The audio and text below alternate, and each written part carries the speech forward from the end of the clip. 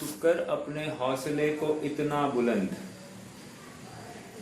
कि तकदीर खुदा के पहले कि तकदीर खुदा के पहले स्वयं आकर पूछे, बोल बंदे तेरी मुराद क्या है। फिर से, तू कर अपने हौसले को इतना बुलंद कि तकदीर खुदा से पहले आकर तुझे पूछे कि बोल बंदे तेरी मुराद क्या है। निष्कर्ष इतना ही है कि काम तो पांचों समवायों की हयाती में होता है, इसमें कोई दो राय नहीं है। लेकिन कभी भवितव्यता को हीरो बनाया जाता है और कभी पुरुषार्थ को हीरो बनाया जाता है। जैसा प्रयोजन साधना है वैसा या तो भवितव्यता या तो पुरुषार्थ, इन दो में से किसी को हीरो बनाया जाएगा। जब भवितव्यता को हीरो बनाया जा रहा है, अर्थात भवितव्यता से के बिना काम ही नहीं हो सकता, ये बताना है, तो कर्तावाद मतलब तीव्र कर्तावाद का निषेध करना है। और जब पुरुषार्थ से कार्य हो रहा है ये कहा जा रहा है, तो प्रमादी बुद्धि का निषेध करना है। अर्थात भवितव्यता बहुत हावी होने लग जाए तो ये निठल्ला बैठता है, अब काम होना है तो हो जाएगा, अब मैं कुछ नहीं कर सकता, मुझे मेरे करने से कुछ हो ही नहीं रहा है तो अब क्या, ऐसा समझकर वो एकदम प्रमादी हो जाता है। दोनों में तकलीफ है, तो जो जहां पर खड़ा है उसको वहां से खींचकर निकाला। और इसलिए पुरुषार्थ परक कथन की भी उतनी ही महत्ता है जितनी भवितव्यता परक कथन की। भवितव्यता परक कथन विशेष रूप से क्रम नियमित पर्याय या क्रमबद्ध पर्याय की धारा जो है उसमें दिखाई देती है, या फिर भवितव्यता भगवती, ऐसा कहकर भवितव्यता ही वो भगवती ताकत है ऐसा कहेंगे। या फिर समन भद्र स्वामी भी कहते दिखाई देंगे कि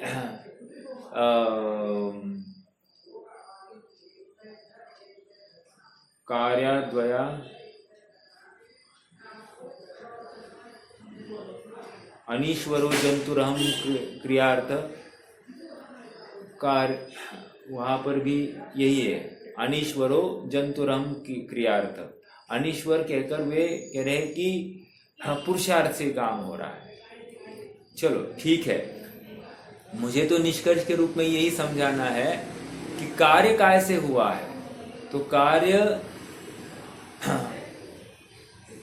पांचों समवाय की हयाती में होता है, जहां पर जीव की कमजोरी दिखाई देती है, जो कमजोरी है उसको निकालने के लिए दूसरे पक्ष का आधार लिया जा रहा है। ठीक है, ओके, अब आगे बढ़ते हैं। आज हमको अपने प्रकरण को आगे बढ़ाना है। पहले गाथा 177-78 का अपन उच्चारण करेंगे। पासे हिम पुग्गलाणम बंधो जीवस्य रागमादिहिम, पेज नंबर 357। पासे हिम पुग्गलाणम बंधो जीवस्य रागमादिहिम, अन्नोन्नम अवगाहो पोग्गल जीव पगो भणिदो, सपदेशो सुअप्पा तेषु पदेशेषु पोग्गला काया, परिसन्ति जहाजोगम चिट्ठन्ति जन्ति बबर्च्छन्ति, स्पर्श से पुद्गल बंधे अर्जिय बंधे रागादि से, जीव पुद्गल बंधे नित ही परस्पर अवगाह से। आत्मा स प्रदेश है उन प्रदेशों में पुद्गला, परविष्ट हो अर बंधे अरवे यथा योग्य रहा करे। देखो, आप सबको एक प्रश्न तो आ ही रहा होगा कि ये इतनी बंध की कथा क्यों सुना रहे हैं। 172, 173, 74, 75, 76, 77, 78, 89, 80, 81 तक चलने वाला है। मतलब इतनी सब बंध की ही चर्चा चल रही है। और थोड़े में समझ गया ना हमको, लेकिन क्या करे, कह तो रहे अपन थोड़े में समझ गया है, लेकिन समझे नहीं है। और शिष्य बार बार लॉजिक्स मांग रहा है, और आचार्य देव कह रहे ज्यादा लॉजिक्स की आवश्यकता नहीं है। जो लॉजिक दिया है, जो तर्क दिया है, उस पर ज्यादा बारंबार चिंतन की अपेक्षा है। और आचार्य देव बंध की ही चर्चा बारंबार दोहरा रहे हैं, अर्थात हमको क्या उपदेश दे रहे हैं, हमने जो तर्क दिया है उसके ऊपर तुम चिंतन और बढ़ाओ कि मैं कैसे बंधा हूं, मेरे बंधन का कारण क्या है, पुद्गल बंध क्या है, जीव बंध क्या है, एक क्षेत्रावगाह जो बंधन हो रहा है वो क्या चल रहा है, ये इतनी चर्चा कैसे आ रही है, मेरे बंध का कारण कौन, परद्रव्य है या सचमुच कौन है, इसका तो निर्णय करना पड़ेगा। तो आचार्य देव धीरे धीरे ये जीव का ही अपराध है ये समझा रहे हैं। आगे आगे बढ़ेंगे तो वैसे ये सिद्ध कर ही देंगे कि जीव ही बंधन का कारण, अर्थात भाव बंध ही निश्चय से बंध का कारण, ऐसा कहेंगे। चलिए पेज नंबर 357, एक मिनट ना, 360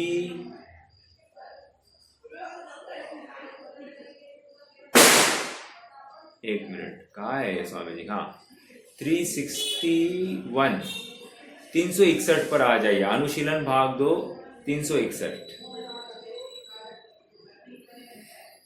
हाँ, ये दो प्रकार के हैं, मैं वहां से पढ़ रहा हूं, फास्ट पढ़ूंगा, कल पढ़ लिया था अपन, फिर से थोड़ा सा रिकैप। गे दो प्रकार के हैं, चेतन गे और अचेतन गे। कर्म की पर्याय अचेतन गे है और चेतन पर्याय को कुछ भी नुकसान नहीं करती। कर्म की पर्याय अचेतन गे है और वह चेतन पर्याय को कुछ भी नुकसान नहीं करती। अजीव के द्रव्य गुण पर्याय अजीव में है और जीव के द्रव्य गुण पर्याय जीव में है। इस कारण अजीव कर्म की पर्याय जीव का नुकसान नहीं करती। ऐसा पुद्गल बंध अर्थात द्रव्य बंध का स्वरूप जानना। क्या कहा? अजीव कर्म की पर्याय जीव का नुकसान नहीं करती। इसमें बहुत बड़ा लॉजिक छिपा है। क्या छिपा है? जैसे मैं क्यों सो रहा हूँ साहब, निद्रा दर्शनावरण कर्म का उदय है, इसलिए नींद आ रही है तो सो रहा है। नहीं, ऐसा नहीं है। समझ में आ रहा है क्या? मान लो मेरा सर दर्द क्यों हो रहा है, अर्थात कर्म का उदय है। नहीं, ये भी बात नहीं है। अर्थात हर बार यहाँ पर जीव अपने परिणाम से विपरीत हो गया है। कौन है देखेगा? अरे बंद कर दो, उन बच्चों को थोड़ा सा वहां जाकर कि पुद्गल बंध सचमुच जीव को बाधक नहीं है। शरीर में व्याधि हो गई है इसलिए जीव दुखी है, ऐसा हो नहीं सकता। शरीर में व्याधि होते हुए, शरीर में रोग होते हुए, शरीर में शक्तिहीनता होते हुए भी जीव पूर्ण सामर्थ्य से अपने स्वभाव को ध्यान में स्वतंत्र है, स्वाधीन है। अब जब ये नहीं कर रहा है तो पुद्गल के ऊपर आरोप हो रहा है। देखो जैसे एक प्रश्न है आप सबसे, मोहनीय कर्म की परिभाषा क्या है? कोई बताएगा? अपन ने चर्चा की है, इसलिए बताएंगे तो बहुत अच्छा होगा। परिभाषा, भागों की परिभाषा। हेलो। हाँ बोलिए।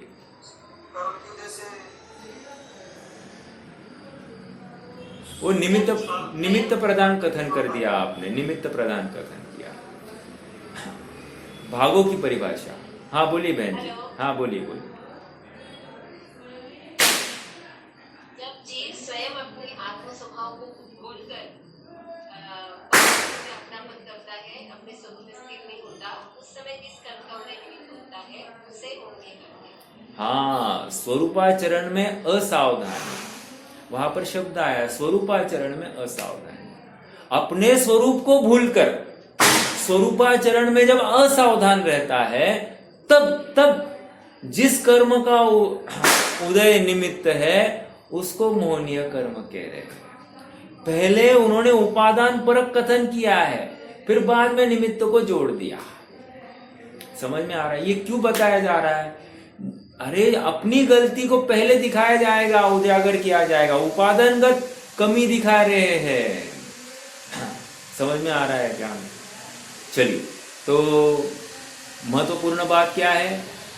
बहिर्कर्म या पौद्गलिक बंध सचमुच बाधक नहीं है, ये इस बात से मैं सिद्ध करना चाह रहा हूं। देखो, पर पदार्थ के साथ एकत्व का परिणाम अथवा अज्ञान दशा मोहराग द्वेष रूप परिणाम ही भावबंध कहलाता है। भावबंध की बात कर रहे हैं। क्या कह रहे हैं? पर पदार्थ के साथ एकत्व का परिणाम। जब एकत्व कहेंगे तो साथ साथ क्या लेना? एकत्व, ममत्व, कर्तृत्व, भोक्तृत्व, सब कुछ ले लेना। क्यों? श्रद्धा परक कथन चल रहा है कि श्रद्धा किस जाति की। जब एकत्व कर रही है श्रद्धा, तो ममत्व भी कर रही है, वो कर्तृत्व भी कर रही है और भोक्तृत्व भी कर रही है। पर पदार्थ में ऐसा स्वस्वामी संबंध स्थापित करते हुए सब कुछ स्थापित कर रही है। अर्थात पर पदार्थ ही मैं हूं, ये मानकर ही चल रही है। पर पदार्थ में कुछ कमी तो मेरे में कमी हो गई, ऐसा मान रही है। इसलिए मैं कुछ करने में असमर्थ हूं, ऐसा मान रही है। देखो, जगत के सभी पदार्थ गेय है, उन गेयों में इष्ट अनिष्टपना नहीं है। फिर भी अज्ञानी जीव गेयों में दो भेद करके उनमें कुछ को इष्ट तथा कुछ को अनिष्ट मानता है। मोहराग द्वेष करके स्वयं के शुद्ध स्वभाव को भूलकर पर के साथ एकत्व परिणाम करता है, वही भावबंध। इसी को थोड़ा एक्सप्लेन किया है। क्या कह रहे हैं? जगत के सभी पदार्थ गेय है। मेरा प्रश्न है आप सबसे, कल अपन ने गेय किसको कहा था? गेय सचमुच क्या है? मेरा प्रश्न है आप सबसे। यहां कह रहे हैं कि जगत के सभी पदार्थ गेय है। मैंने आपको कल क्या बताया था? गेय मतलब क्या?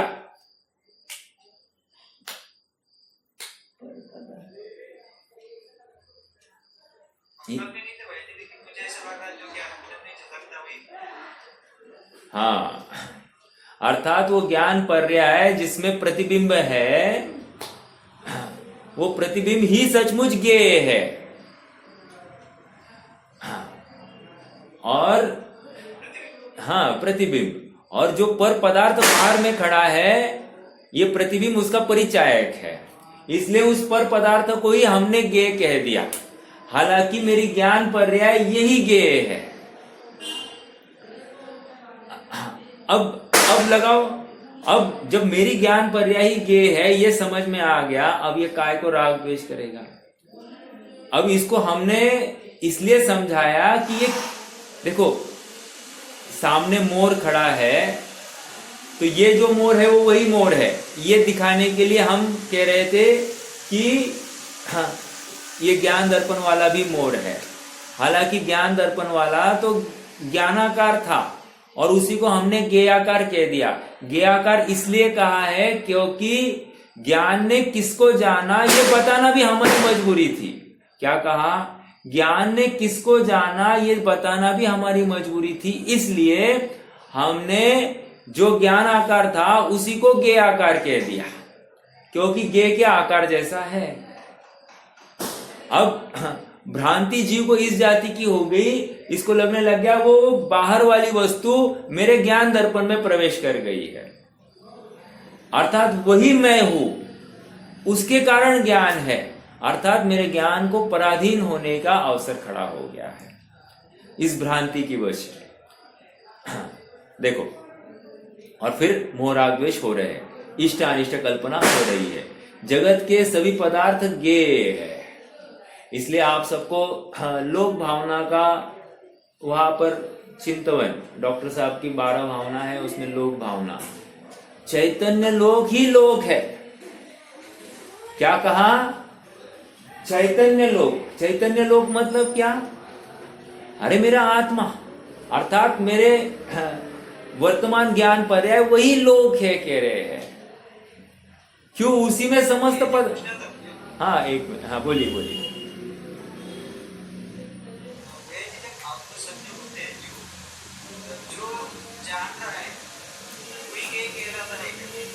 फिर से क्या कहा आपने?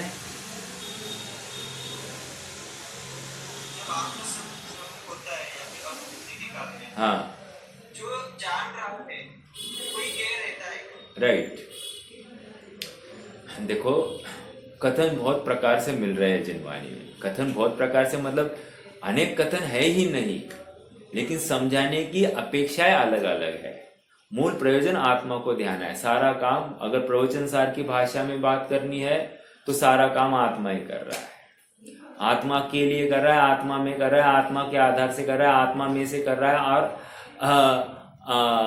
क्या रहा? संप्रदान रह गया। तो कह रहे ये सब कुछ आत्मा ही कर रहा है।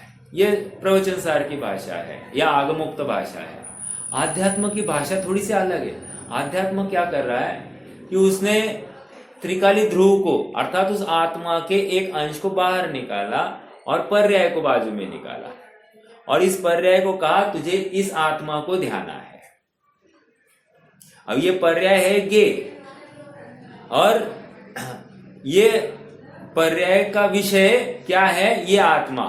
तो अब इस पर्याय का विषय ये आत्मा है, इसलिए आत्मा भी गे कहला रहा है। समझ में आ रहा है क्या? आत्मा भी, अर्थात वो त्रिकाली ध्रुव, उसको गे कह रहे हैं। समझ में आया? अर्थात आत्मा को भी गे कहा जा रहा है। क्यों कहा जा रहा है? पर्याय किसको देख रही है उसकी तरफ हमारा इशारा है। अगर पर्याय बाहर वाले पदार्थ को देख रही है तो हम कहेंगे ये 3 लोक 3 काल गे है, और जब आत्मा को देख रही है तो आत्मा भी गे है। लॉजिकली स्पीकिंग, आत्मा अर्थात वो ज्ञान पर्याय अपने ज्ञान के अलावा और कुछ नहीं देख रही है, बस कुछ नहीं देख रही है, लेकिन इसको भ्रम हो रहा है कि वो पर पदार्थ मुझ में प्रवेश हो रहे हैं। और जब ये भ्रांति हट जाएगी तो अपने आप निश्चिंत हो जाएगा। समझ में आया? तो गे दोनों है, 3 लोक 3 काल भी गे है और आत्मा भी गे है, ऐसी बात है। ठीक है?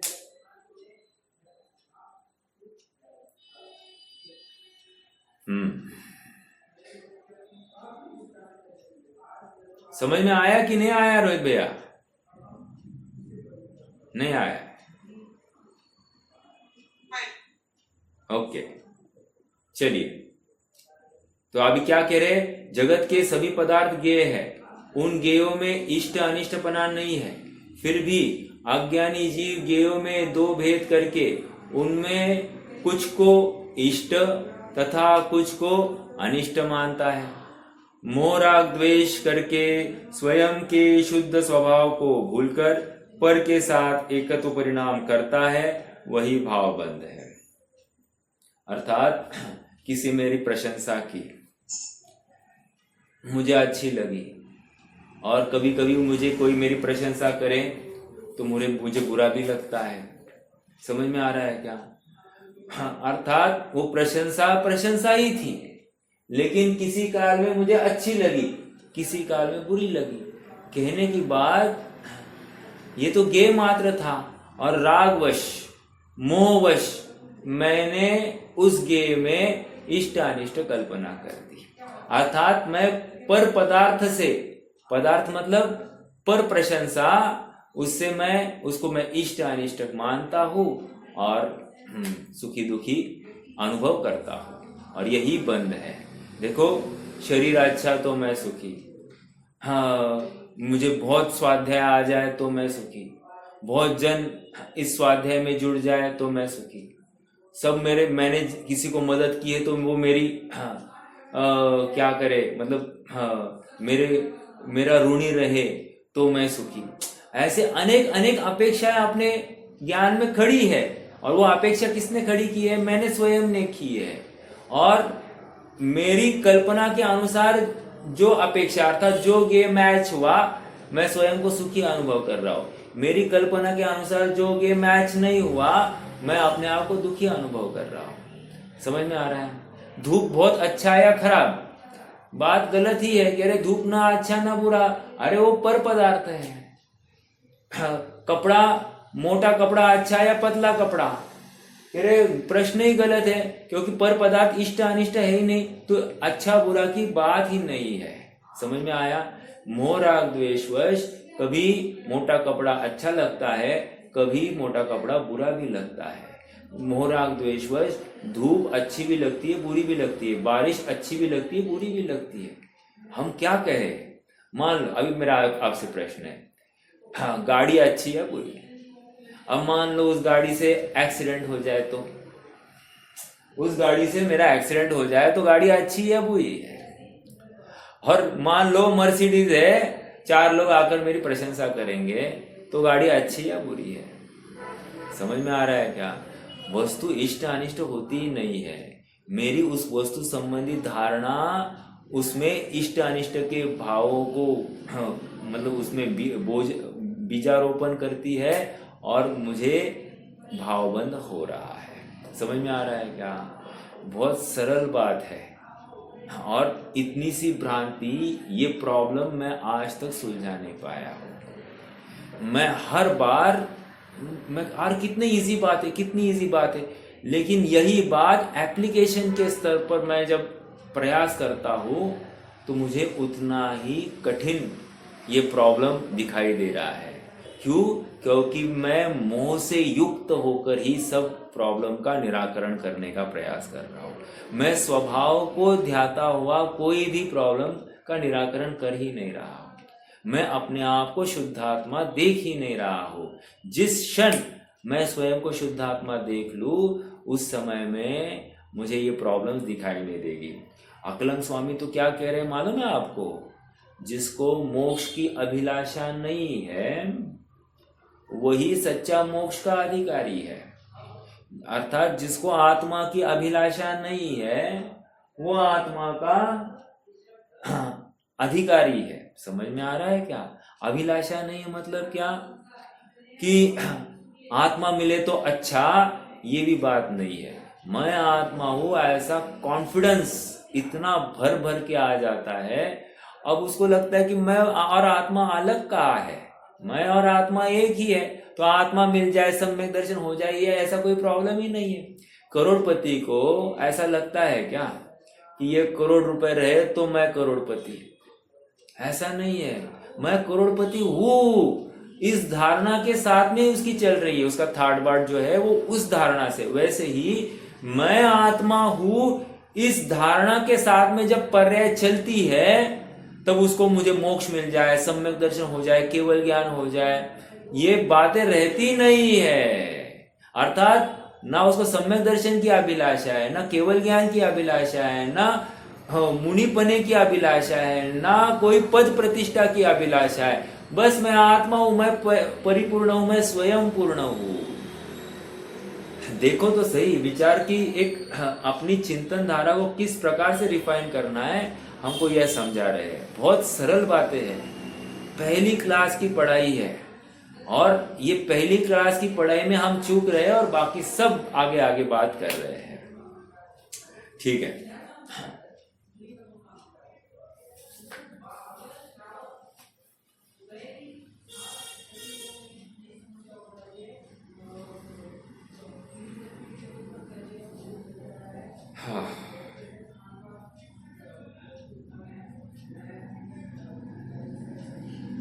कहा थे?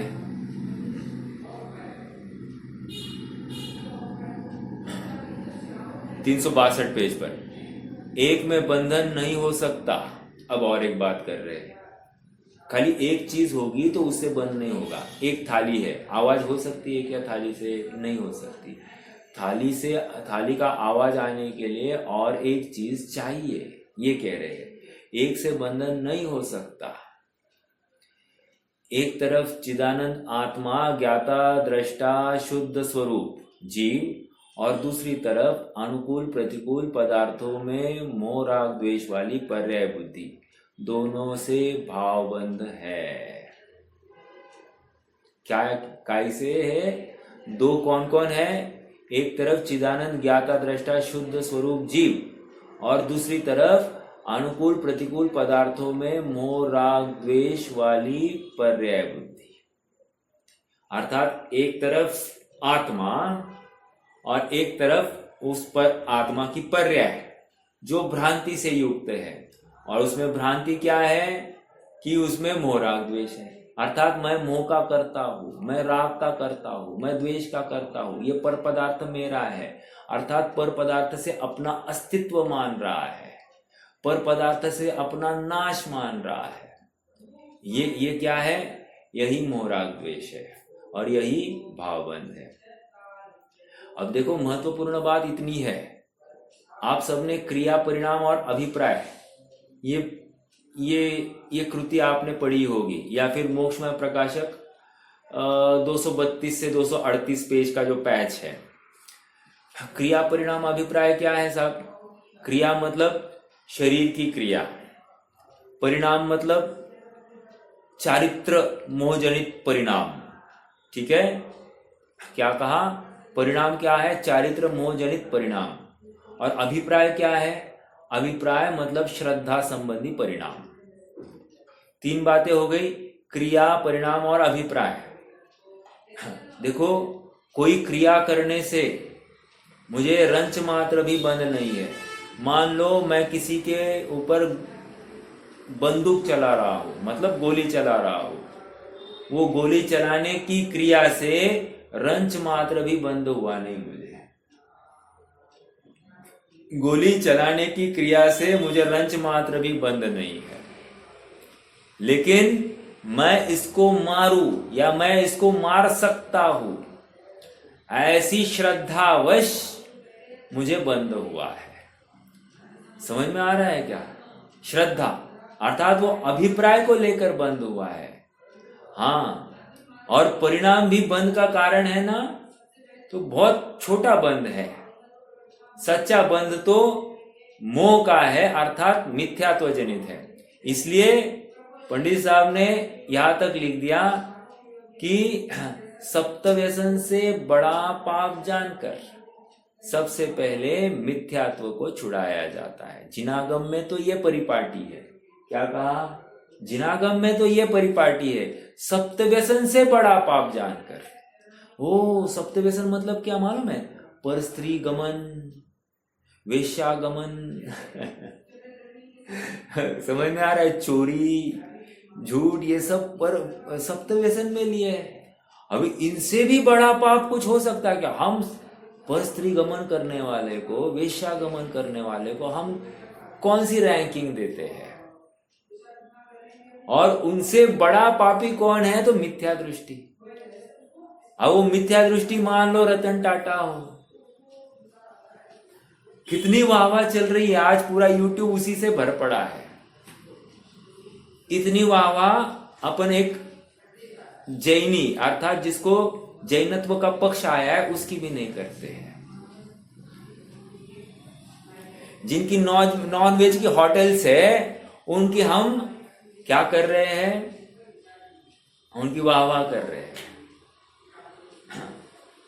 ठीक है, किसी हद में उन्होंने अपने पैसे का विनिमय जिस रूप से किया, लेकिन टैक्स बचाने के लिए किया होगा।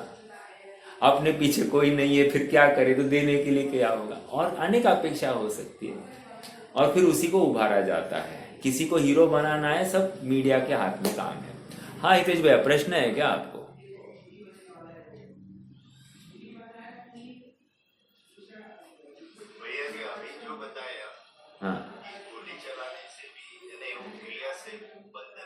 हाँ यानी वो आपका अपन एक तो मन वचन काया से अगर कोई क्रिया है हाँ तो अगर मैंने काया काया से तो किया है हाँ उसका तो यानी उसका भी खंडन हो रहा है यहाँ पे। हाँ। आपका प्रश्न में अगर मैं अलिप्त भाव से हाँ लिप्त भाव से करूँ हाँ तो ऐसी हिंसा भी करूँ तो पापबंध नहीं होगा। राइट। यहाँ पर आपकी कोई भी क्रिया वो बंध का कारण नहीं है। शुभ भाव से करो, अशुभ भाव से करो या शुद्ध भाव से करो, शुद्ध भाव में क्रिया होती नहीं हालांकि, या तो शुभ भाव होगा नहीं तो अशुभ भाव होगा। कह रहे ये बंध का कारण होती ही नहीं है। जैसे आपको घटना याद होगी कि सुअर और शेर, सुअर शेर को मारना चाह रहा है, शेर सुअर को मारना चाह रहा है। दोनों के परिणाम क्या है? मारने के। क्रियाएं दोनों की क्या है? मारने की ही क्रिया है एक दूसरे को। और शेर गया है 5वें स्वर्ग में, सॉरी 5वें नरक में, और सुअर गया है 5वें स्वर्ग में। ऐसा कैसे हो गया? दोनों मर गए। At the end of the battle दोनों मर गए और दोनों एक दूसरे को मारना चाहते थे। अब ऐसा क्या हो गया? एक 5वें स्वर्ग में गया और एक 5वें नरक में गया। क्रिया तो दोनों की मारने की ही थी ना, तो दोनों को एक जैसा ही बंद होना चाहिए था। नहीं, तो क्रिया से बंद हुआ ही नहीं, ये कह रहे हैं। अभिप्राय से बंद हुआ है, अभिप्राय से और परिणामों से बंद होता है। समझ में आया? अर्थात कोई भी क्रिया बंध का कारण नहीं है। एक, अब आपने जो अलिप्त भाव का शब्द उच्चारण किया, अलिप्त भाव की स्टेजेस बहुत सारी है। जैसे मुनि को भी अलिप्त भाव से कह रहे हैं। कभी चौथे गुणस्थान वाले को अलिप्त भाव वाला कहा जाएगा और कभी 12वें गुणस्थान वाले को अलिप्त भाव वाला कहा जाएगा। अब ये अलिप्त भाव के स्टेजेस के हिसाब से अपनी चर्चा भी अलग अलग रूप धारण कर सकती है। जैसे 6वें गुणस्थान वाले मुनिराज अलिप्त भाव वाले हैं। हाँ, ऐसा होते हुए भी उनको यथा योग्य बंध है। 7वें गुणस्थान वाले भी मुनिराज अलिप्त भाव वाले हैं। वे स्वभाव में स्थित है, लेकिन फिर भी उनको भी बंध है। समझ में आ रहा है क्या? तो वो अलिप्त, तो जो बुद्धिपूर्वक राग है उसको भी बंद कह रहे, और जो बुद्धिपूर्वक राग नहीं वहां पर भी बंद है। तो हमको समझना पड़ेगा कि अलिप्त भाव की अपेक्षाएं क्या है। तो उसके हिसाब से जिनवानी ने यथा योग्य समाधान किया है कि बंधन है नहीं है। लेकिन सुनो, जब भी कहा जाएगा कि अलिप्त भाव से बंध नहीं है, तो समझना अलिप्त भाव मतलब शुद्ध परिणति। कितने समझ रहे हैं? शुद्ध परिणति मतलब क्या? यथार्थ श्रद्धान और कषाय चौकड़ी, यथा योग्य कषाय चौकड़ी के अभाव में प्रकट हुई शुद्ध परिणति, ये बंध का कारण नहीं। इसको अलिप्त भाव कह रहे हैं। तो चौथे गुणस्थान वाला अलिप्त भाव क्या है? दर्शन मोह का अभाव और अनंतानुबंधी का अभाव। समझ में आ रहा है क्या? इसको हम अलिप्त भाव कह रहे हैं। अभी भी उनके अप्रत्याख्यान, प्रत्याख्यान और संज्वलन कषाय चौकड़ी है। 9 कषाय बची है।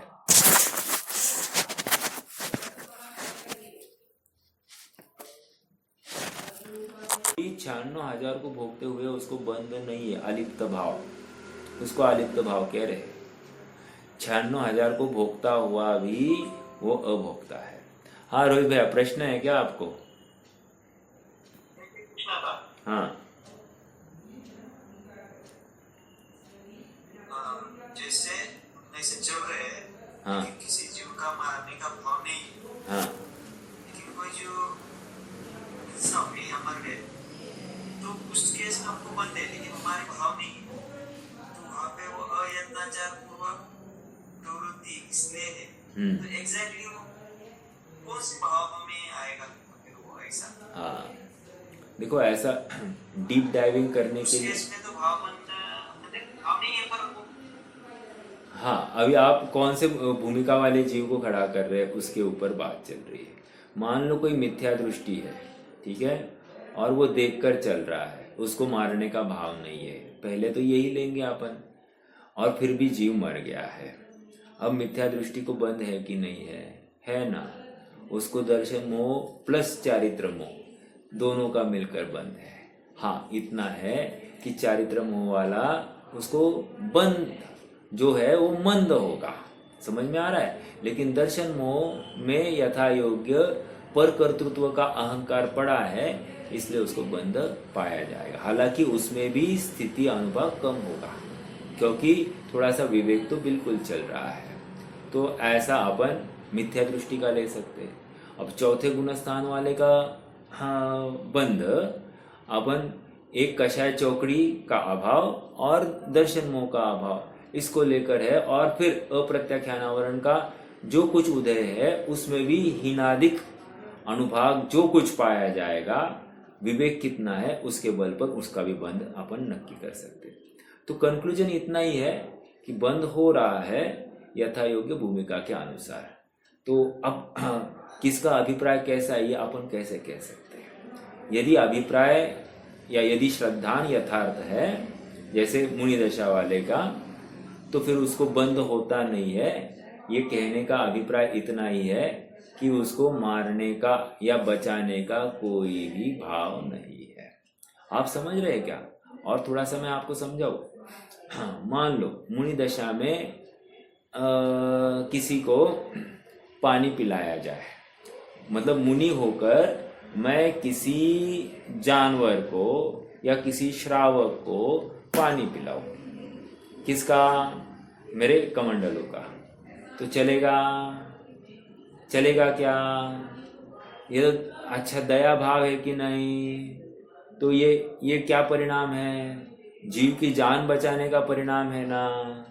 तो गया काम से, ये तो मिथ्या दृष्टि होगा। पहला सबसे पहली बात, भूमिका के अनुसार हमको समझना चाहिए कि कौन सी भूमिका में कौन सा कार्य शोभनीय है।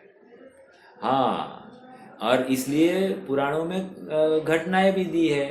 जैसे राम का जी वो बैल था, प्यासा मर गया, लेकिन मुनिराज ने उसको नमोकार मंत्र सुनाया, लेकिन पानी नहीं पिलाया। समझ में आ रहा है क्या? तो ये ऐसी अनेक उदाहरण है। तो इसमें समझने की बात, अभिप्राय आपका किस जाति का है ये निश्चित करेगा कि बंद कैसा होगा। ठीक है, क्रिया से तो बंद हुआ ही नहीं है। और अकलन स्वामी तो यहाँ पर कह रहे हैं कि क्या कहा? मतलब मेरी जो प्रवृत्ति है बाहर, हाँ, मतलब जो भाव है वो हमेशा मतलब ऐसे चलनी चाहिए कि ऐसा ना हो। इस मतलब रॉन्ग। देखो मुझे कौन बताएगा रोहित भैया के स्टेटमेंट में क्या गलती है कि हिंसा न हो ये भाव अनुमोदनीय है या नहीं? आ गया ना, बराबर है कि नहीं? तो कह रहे अगर कर्ता भाव से है, मैं पर पदार्थ का कर्ता बनकर काम कर रहा हूं, तो मैं स्वयं को आत्मा नहीं देख रहा हूं या आत्मा अनुभव नहीं कर रहा हूं। मैं स्वयं को श्रीपाल, सो कॉल्ड मुनि, सो कॉल्ड जीव रक्षक, सो कॉल्ड मतलब जितनी भी उपाधियां लगानी लगा दो ना। तो मेरी यत्ना का आधार मैं शरीर का स्वामी बनकर कर रहा हूं, जबकि यहां पर कह रहे मैं शरीर का स्वामी बनता ही नहीं, तो फिर मैं यत्ना कैसे पाल सकता हूं? समझ में आ रहा है क्या? तो ये अपेक्षा है। देखो और एक बात, आप कहोगे अगर मैं शरीर का स्वामी नहीं और यत्ना भी कर सकता नहीं शरीर के आश्रित, तो फिर आप हमको उपदेश क्यों देते हो? इमीडिएट काउंटर क्वेश्चन ये होगा कि आप हमको फिर जीव दया करने का या जीव की रक्षा करने का, यहाँ पर हिंसा है देख कर चलो, ये ऐसा आप उपदेश क्यों देते हो? आपके परिणामों की उज्ज्वलता के लिए। क्या कहा? परिणामों की उज्ज्वलता के लिए ये उपदेश दिए जाते हैं, आपकी प्रमादी बुद्धि हटाने के लिए उपदेश दिए जाते हैं। पर मैं जीव हूं, इस मान्यता को विस्मरण करने की कहाँ आवश्यकता थी? समझ में आ रहा है क्या? मैं जीव हूं, इसका खंडन कहा किया हमने मात्र इतना कहा कि उसके प्राणों की रक्षा करके तुम अपने आप को उसके जैसा जीव देख लो। और तुमने क्या कर दिया, तुमने पर पदार्थ का कर्ता इस शरीर आश्रित होकर मान लिया। तो ये इसका विरोध था। समझ में आ रहा है क्या? हाँ भाई। ओके।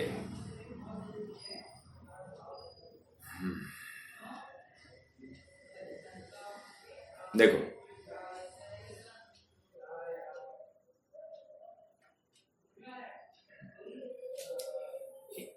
एक में बंधन, ये हो गया। अगला पैराग्राफ, निरुपाधि तत्व का उपाधि वाली पर्याय के साथ बंधन होता है। शुद्ध स्वरूप का अशुद्ध पर्याय के साथ बंधन है।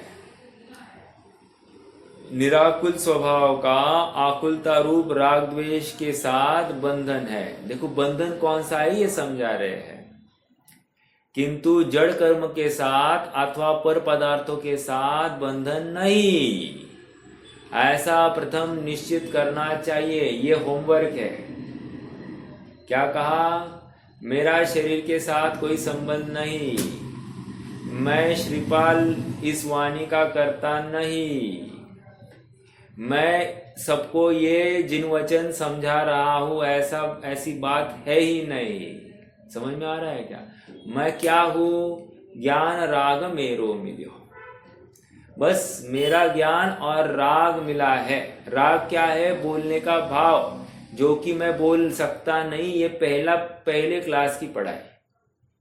ये शब्द मेरे है ही नहीं, ये भाषा वर्गणा से ये उच्चारण हुआ है और मुझे भ्रांति हो रही कि मैं बोल रहा हूं। समझ में आ रहा है क्या?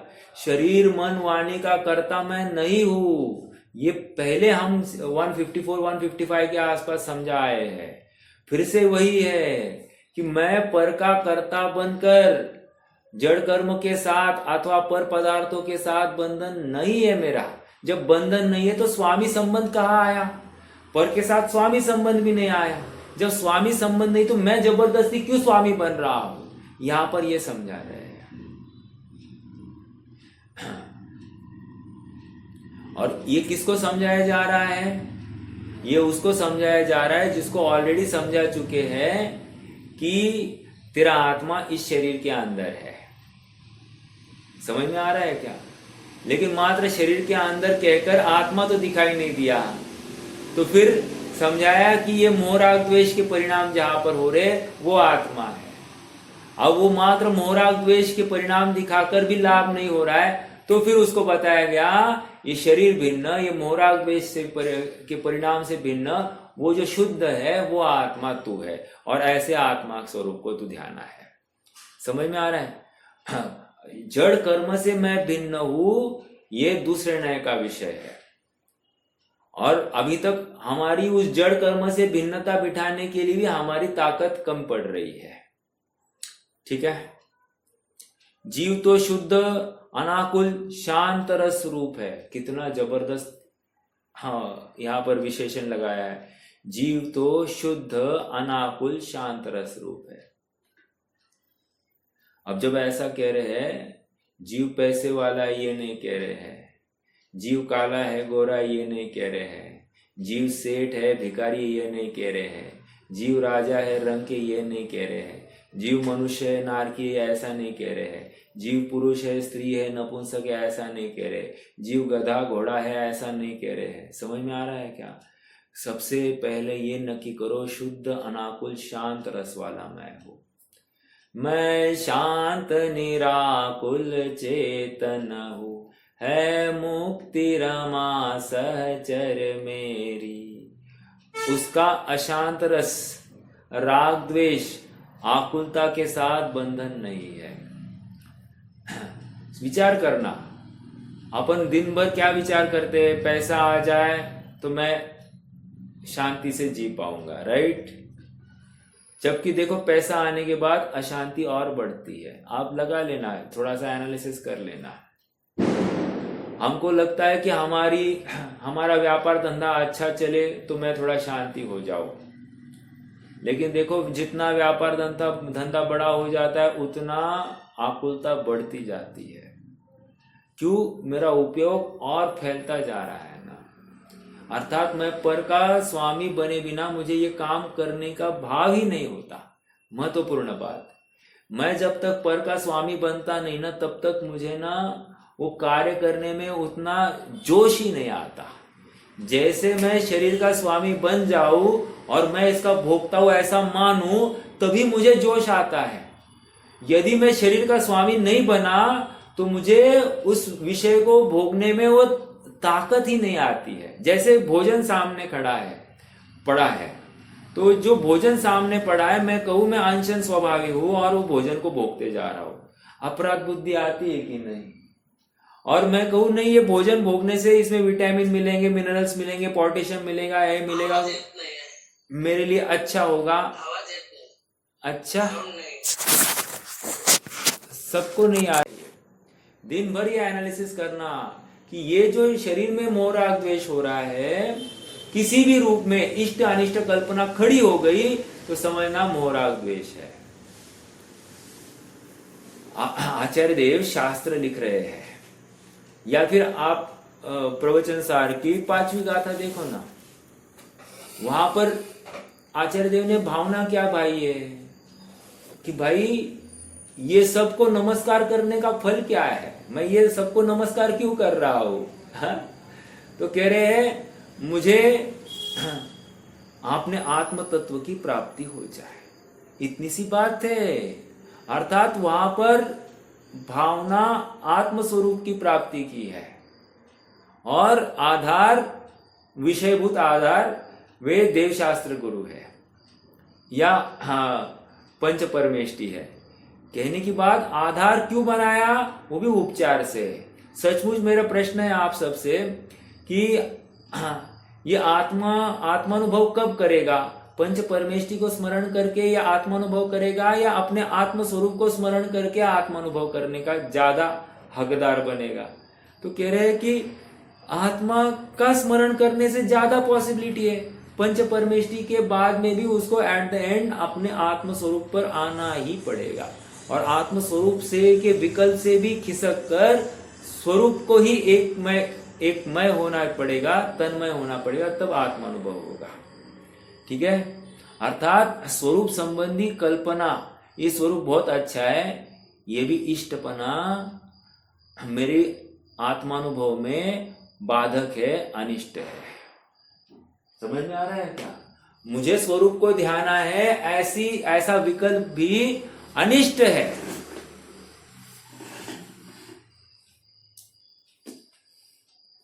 देखो,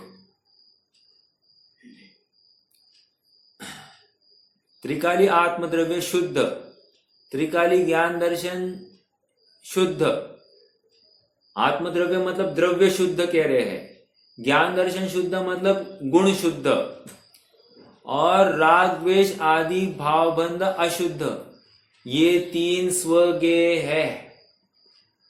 एक महत्वपूर्ण प्रकरण चल रहा है। हाँ, अब ये हमको एनालाइज करना है। जब भी हम अब परिणाम हो रहे हैं वहां पर हमको ये 3 दिखाई दे रहे हैं कि नहीं दिखाई दे रहे? क्या क्या? आत्मद्रव्य शुद्ध 1, ज्ञान दर्शन शुद्ध 2, और तीसरा उस ज्ञान दर्शन में राग द्वेष आदि परिणाम, ये अशुद्ध पा। समझ में आ रहा है क्या?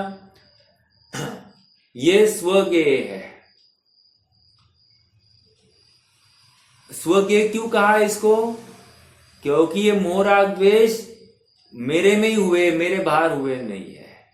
इसका ओनर, प्रोप्राइटर मैं ही हूं।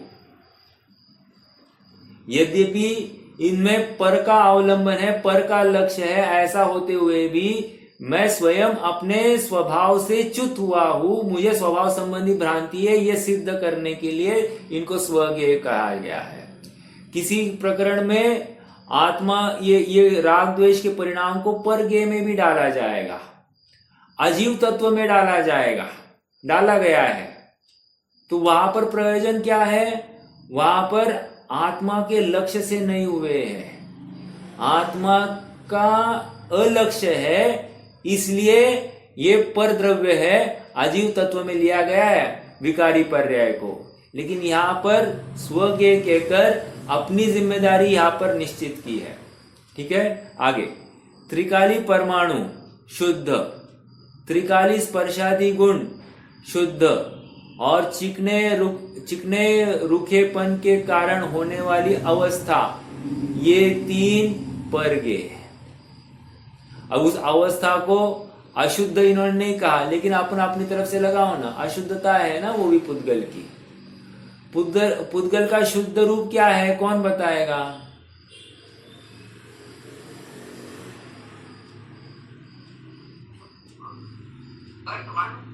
हाँ, परमाणु। परमाणु में भी शुद्धता कहाँ पर है?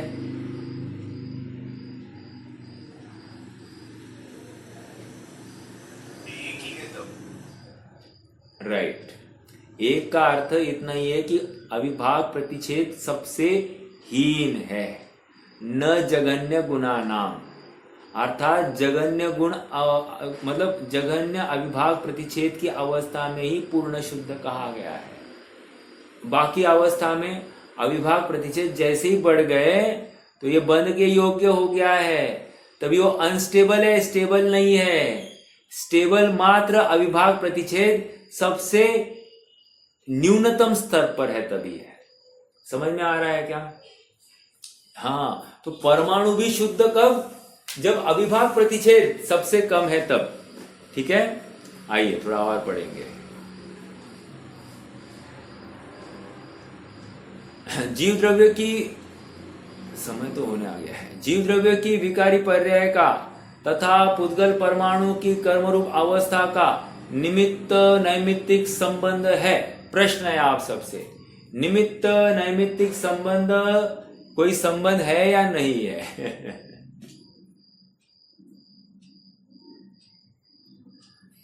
निमित्त नैमित्तिक संबंध ऐसा है जैसे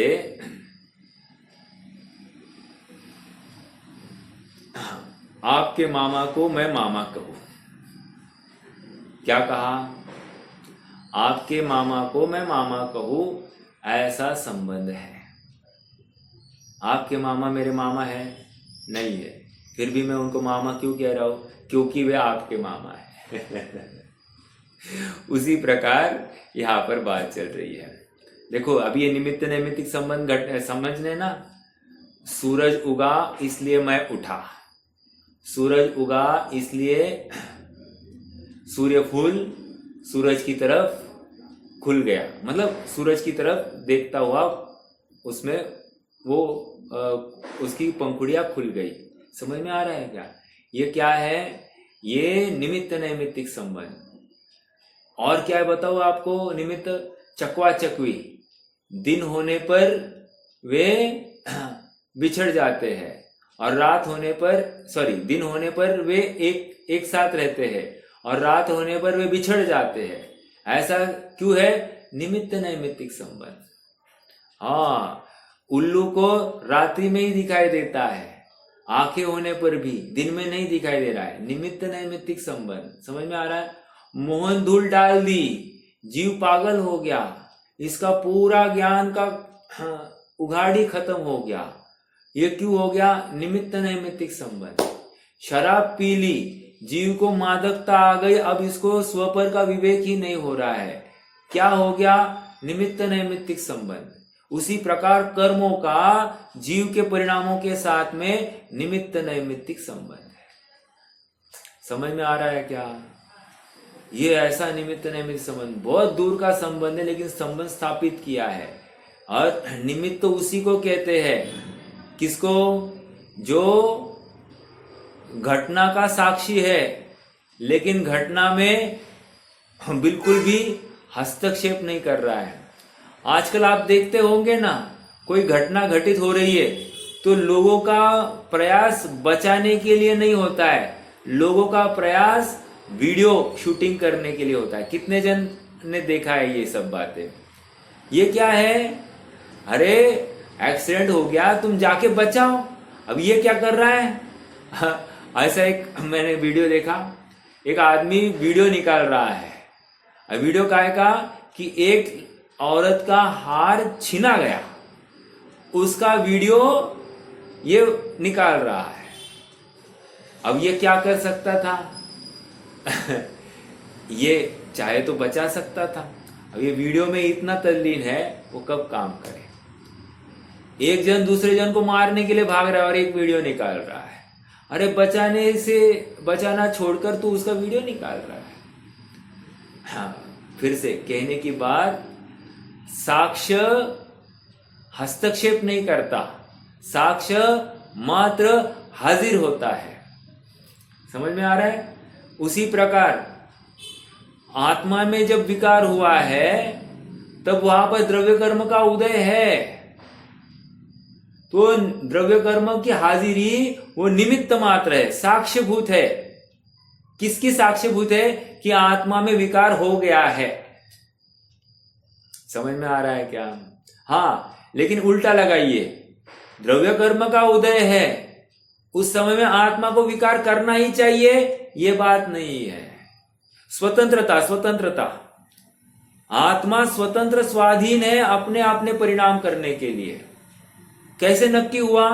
देखो ना, द्रव्य कर्म के उदय में मान लो 1 डिग्री का उदय है और मैंने 5 डिग्री का बंद किया, या ऐसा भी हो सकता है कि 10 डिग्री का उदय है और मैंने 5 डिग्री का बंद किया, ऐसा भी हो सकता है।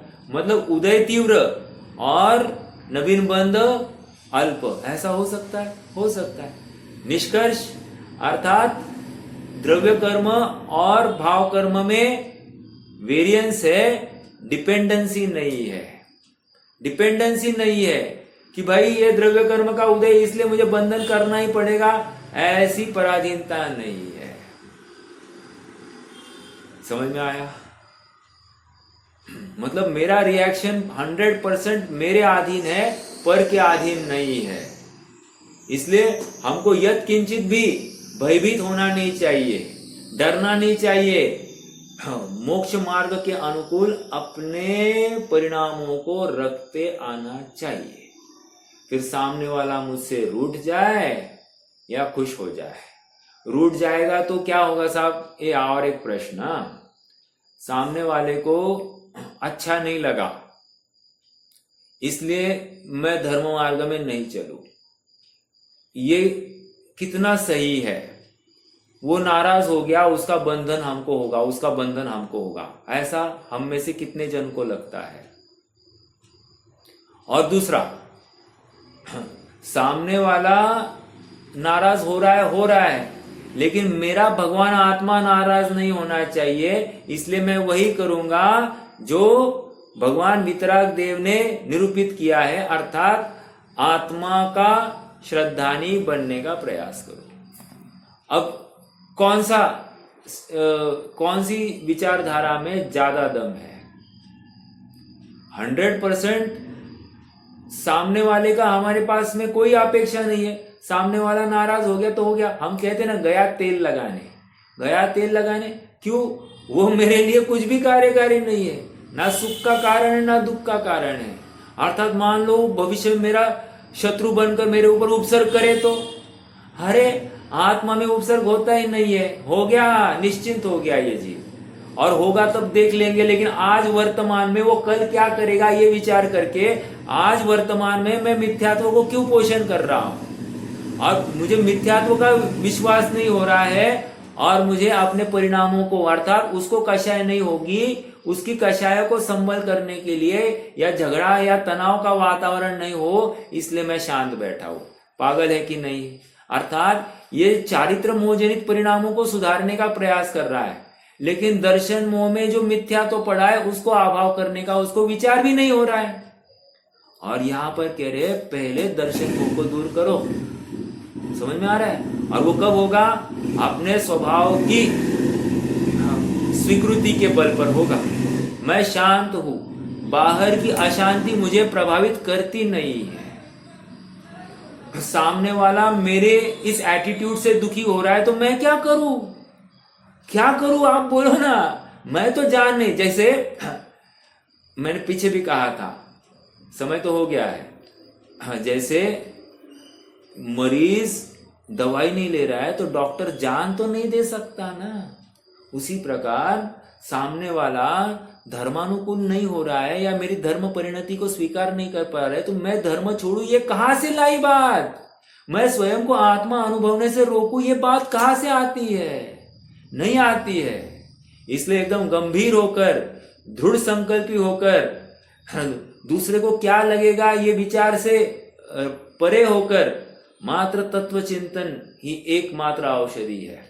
दूसरों का आश्रय करना ये पामरता है, पराधीनता है, कमजोरी है, नपुंसकता है। चलिए सब अपने वस्तु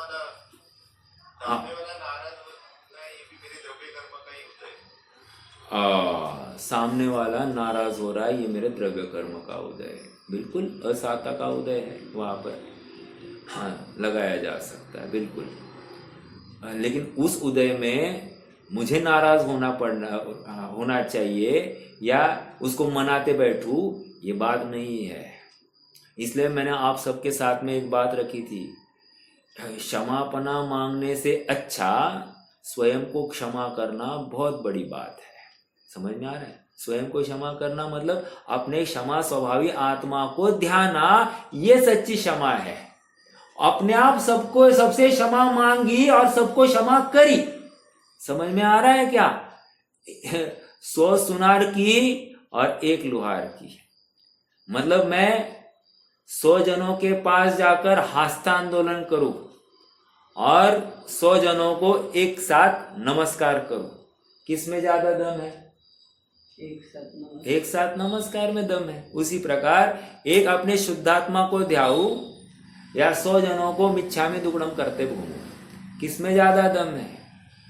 अरे विचार करना, श्रद्धान का कौन सा सही है? विचार करना। ठीक है, रुकेंगे। कोई प्रश्न है तो रख सकते हैं।